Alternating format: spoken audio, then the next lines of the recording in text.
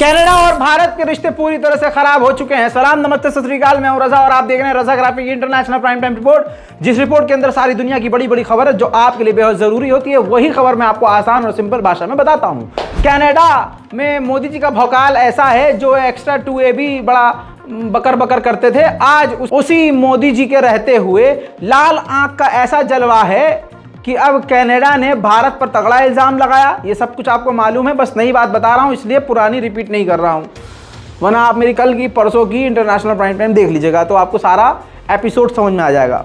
अब मामला ये है कि कनाडा ने जब ये सारे इल्ज़ाम लगाए तो भारत ने रिजेक्ट कर दिया कि नहीं, हमारा किसी ऐसे मैटर में हाथ ही नहीं है। अब देखिए, सीखना ये चाहिए था जस्टिन ट्रूडो को कि जो खालिस्तानी को मारा है इसको शांति से गायब कर सकते थे मामला। जस्टिन ट्रूडो भी अगर हमारे वाले की तरह बोल देता, ना कोई साथ हाँ, ना कोई मरा है, ना हमारे यहाँ ऐसा कोई घटना हुआ है, तो भाई एक खालिस्तानी अगर मारा गया तो इतना बड़ा बवाल होता नहीं, ना भारत पर इल्ज़ाम लगाना पड़ता। एक खालिस्तानी पंजाबी व्यक्ति के लिए भारत के ऊपर एक तगड़ा इल्ज़ाम लगा दिया है ना। ये अदा सिर्फ हमारे मोदी जी के अंदर है। चाइना घुस भी जाता है तो मोदी जी कहते हैं ना वो घुसा था ना। ये तो इस सज्जन को क्या तकलीफ है भाई। मेरे दोस्तों, आपको बता दूं कि अब भारत ने भी अपने अधिकारियों को वहां से निकालना शुरू कर दिया है कनाडा से, और कनाडा और भारत दोनों ने एक साथ ये बात बोली है कि अब हमको धमकियां मिल रही हैं। हमारे जो एम्बेसडर और एनवॉय हैं भारत में, उनको धमकी मिल रही है, और भारत ने बोला है कि हमारे जो एनवॉय कनाडा में हैं उनको धमकियां मिल रही हैं। इस वजह से कनाडा भी भारत में मौजूद अपने एम्बेसडर को निकाल रहे हैं, कम कर रहे हैं, अधिकारियों को निकाल रहे हैं। ठीक इसी तरह से भारत भी कनाडा में मौजूद अपने अधिकारियों को वापस बुला रहा है। भारत ने एक और सख्त कदम उठाया है जो मोदी सरकार पर ही आने वाले समय में भारी पड़ने वाला है। मोदी सरकार ने कैनेडियन लोगों के लिए भारत की वीज़ा को बंद कर दिया है। भारत का वीज़ा उन लोगों को नहीं मिलेगा। जहां मोदी जी विश्व गुरु बनने की कोशिश कर रहे थे, अब कई सारे देश ऐसे हैं, उनमें अब कनाडा सबसे आगे है, जो भारत का अब दुश्मन बन गया है। दोस्तों, जस्टिन ट्रूडो से यह भी पूछा गया अगली रिपोर्ट में, देखिए कि भैया क्या प्रूफ है कि ऐसा हुआ है, आप सबूत दीजिए। तो जस्टिन ट्रूडो ने सबूत देने से इनकार कर दिया, कह दिया सबूत तो है लेकिन वो हम अंतर्राष्ट्रीय कोर्ट में पेश करेंगे। अभी ये सब मामला चल ही रहा है कि खालिस्तानी संगठन ने, आपको कल मैं बता चुका हूँ कि तमाम हिंदुओं को कनाडा से निकलने की धमकी दे दी है। अब वहाँ रहने वाले जो हिंदू समुदाय के लोग हैं उनकी जान को अलग ही खतरा बढ़ गया है, और ख़ासकर वहाँ संघी जो हैं वो सबसे पहले निशाने पर हैं। तो संघी अपनी पूंछ को अपने छेद के अंदर डालकर, मुंह के छेद की बात कर रहा हूँ यार, आप गलती सोचते हो, मुंह के छेद के अंदर अंधभक्त जो है अपनी पूंछ को डालकर वापस भारत भागने के लिए मजबूर किए जा रहे हैं दोस्तों। लेकिन दूसरी तरफ आपको यह भी बता दूं कि कनाडा अकेले ही भारत से भिड़ रहा है। दोस्तों, जो ताज़ा रिपोर्ट है उसके मुताबिक अमेरिका, जर्मनी, फ्रांस, ब्रिटेन ये खुलकर साथ नहीं दे रहे हैं कनाडा का। देखिए, अमेरिका का मतलब समझ में आता है कि वो भारत से बिगाड़ना क्यों नहीं चाहता, क्योंकि चाइना के पड़ोसी हम हैं, और अमेरिका को अगर चाइना पे कुछ करना होगा तो भारत ही उसको अपनी ज़मीन देगा कि आओ अपनी सेना लेके करो इस पर हमला, या खुदा ना खास्ता कभी भारत की जंग चीन से हो गई तो अमेरिका अपना उल्लू सीधा कर लेगा। जैसे रूस से खुद लड़ तो सकता नहीं अमेरिका, तो यूक्रेन को लड़वा दिया, अपना जो है कुत्ता छोड़ दिया उस पर। तो ऐसी ही हरकत हमेशा अमेरिका करता है, और इसी वजह से भारत के खिलाफ कुछ भी बोलने से पहले अमेरिका कतरा रहा है। लेकिन अमेरिका, बरतानिया और नीदरलैंड ये सभी देशों ने भारत को ये झटका दिया, ये कहते हुए कि आप इन्वेस्टिगेशन में साथ दीजिए। अभी ये सब मामला चल ही रहा है कि एक और NIA के लिस्ट में मौजूद जो आतंकी जो गुंडा था उसको कत्ल कर दिया गया है कनाडा में। सुक्खा नाम का एक बंदा है, गोली मारकर इस गुंडे की हत्या कर दी गई है। दोस्तों, कहा जा रहा है आतंकी निज्जर का ये जो है राइट हैंड था, और मज़ेदार बात यह है कि लॉरेंस बिश्नोई गैंगस्टर ने, जो अभी भारत की जेल में है, उसने इसकी जिम्मेदारी ली है। अब दोस्तों, इस नए और गुंडे के मारे जाने के बाद कनाडा और भी बुरी तरह से भड़क सकता है। यह भी दिमाग को सकते में डाल देने वाली बात है कि आखिर वही आतंकवादी, वही गुंडे कनाडा में क्यों मारे जा रहे हैं जिनकी लिस्ट NIA ने जारी करी है और मोस्ट वांटेड हैं। कहीं कुछ खिचड़ी तो नहीं पक रही है जेल के अंदर से ही, कोई सरकार की मिली भगत तो नहीं है, हैं? होता है ना, असल में हम बॉलीवुड मूवीज़ देखते हैं, सीरियल्स देखते हैं, दिमाग भी फिर उसी तरह से काम करता है। हालिया मैंने एक सीरियल देखा, सीरीज़ जिसे कहते हैं, उसमें मैंने एक देखा, नाम याद नहीं है और होता भी याद तो बताता नहीं, कि एक सीन होता है कि वो विदेश में जाते हैं और वहाँ भारतीय दूतावास की तरफ से कुछ मिनिस्टर्स पहुँचते हैं और जो है अफसर भी होते हैं। वहाँ एक आतंकवादी को पकड़ना होता है जिसने भारत में जो है क्राइम किया होता है, उसको पकड़ के लाना होता है। और वहाँ पर एक क्रिमिनल मौजूद था जो भारतीय था, उसके साथ मिलकर उससे कहा कि देखो जी, तुम्हारा यहाँ जो है ज़्यादा रौब चल रहा है, तो तुम जो है हमारी लिस्ट में मौजूद ये जो मोस्ट वांटेड बंदा है इसको ख़त्म कर दो और इसके बदले जो है हम तुम्हें बिल्कुल आज़ाद कर देंगे या तुम पर से कुछ केसेस कम कर देंगे। तो भाई एक ये भी चीज़ जो है दिमाग में मेरे आ रही है पर्सनल, बस दिल में आई बात तो मैंने कह दी, क्योंकि मैं भी बड़ा मोदी जी का फ़ैन हूँ, तो मन की बात वो करते हैं तो मैं भी कर ही देता हूँ।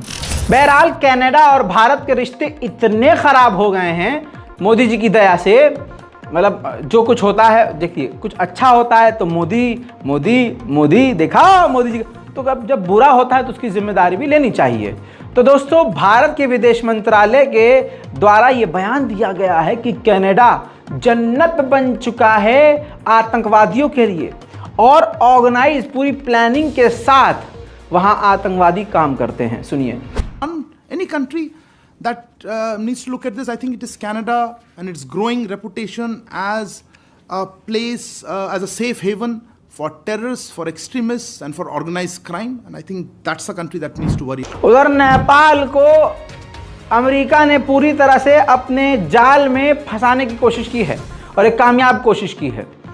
चाइना जब पहुंचने वाले हैं प्रधानमंत्री नेपाल के, उससे पहले ही लोकतंत्र के नाम पर अमेरिका ने नेपाल को $20 मिलियन दे दिए भैया, कर लो बात। उधर भारत अपनी सेना को यानी अपनी नेवी को मजबूत करने के लिए एक और INS विक्रांत जैसा एयरक्राफ्ट कैरियर बनाने का फैसला कर चुका है, जिसकी कीमत 40,000 करोड़ रुपए होगी। पूरी दुनिया में वैज्ञानिकों की लैब और रिसर्च के लिए अमेरिका फंडिंग करता है ताकि अगर कुछ नई खोज हो तो अमेरिका के साथ साझा किया जाए।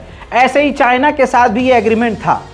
इसके बाद अब झटका ये लगा है चाइना को कि अमेरिकी वैज्ञानिकों ने ये फैसला लिया है, अमेरिका की सरकार ने ये फैसला लिया है कि चाइना के वुहान लैब को किसी भी तरह से अब कोई भी फंडिंग नहीं दी जाएगी, क्योंकि कोरोना वायरस उसी लैब से फैला है। उधर मेरे दोस्तों, चाइना ने एक बार फिर से सर में दर्द कर दिया है अपने दुश्मनों को।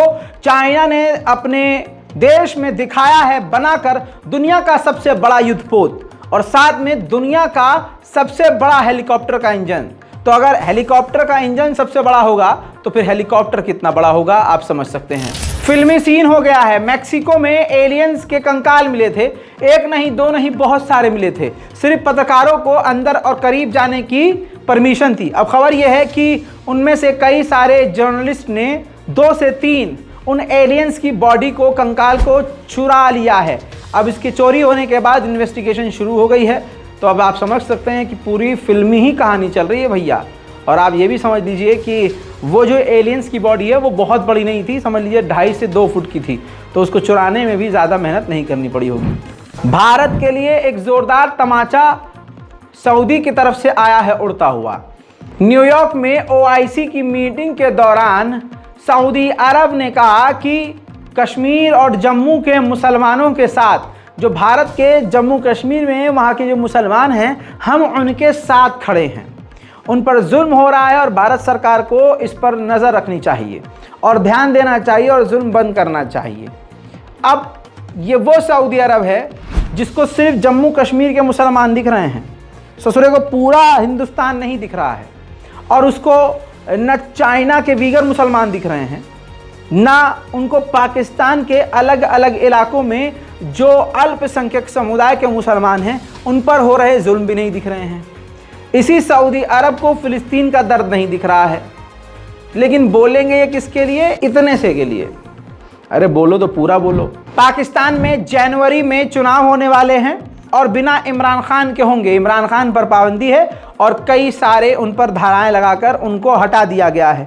देखिए, जो अकेला इंसान ऐसा हो जिसके रहते हुए कोई जीत नहीं सकता, तो सारी ताकत उसको रास्ते से पहले हटा देती हैं। अब दोस्तों, हकीकत यह है कि जीतेगा नवाज शरीफ, जो मोदी जी का बेस्ट फ्रेंड है। हाँ, मोदी जी एकदम इतने प्यार करते हैं उससे, इतना प्यार करते हैं कि क्या बताएं कितना प्यार करते हैं। मोदी जी एकदम अचानक से पहुंच गए थे नवाज शरीफ से मिलने के लिए। उधर यूएई यानी दुबई ने दोनों तरफ से पाकिस्तान के मुंह पर थप्पड़ बजा दिए। कैसे?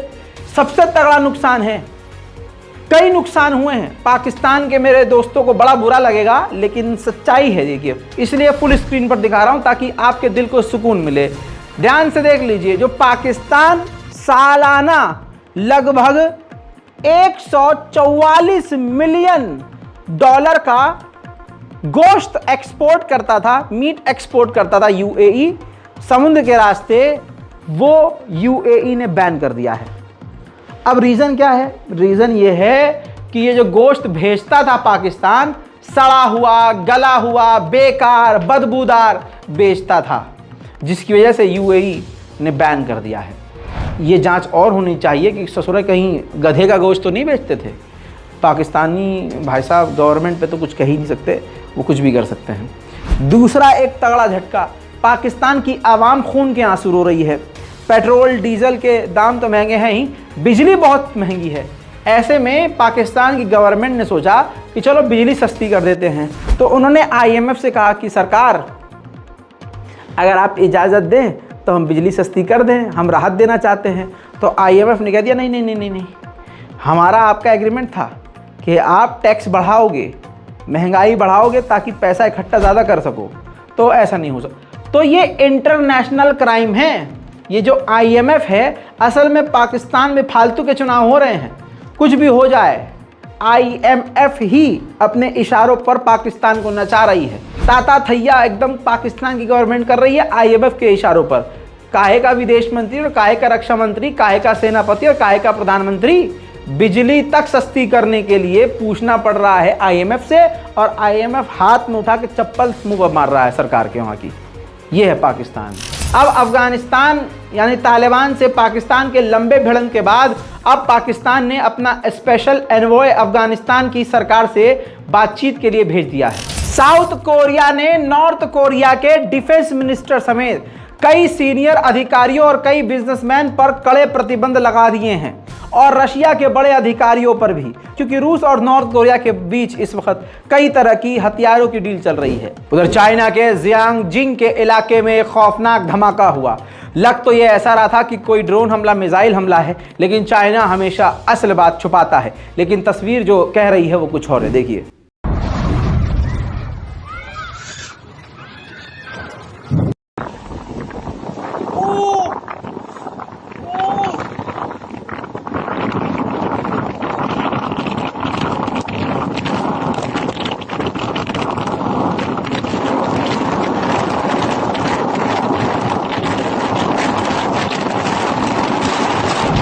अंतरराष्ट्रीय रिपोर्ट में आज के लिए इतना ही। चैनल को सब्सक्राइब करना मत भूलिएगा।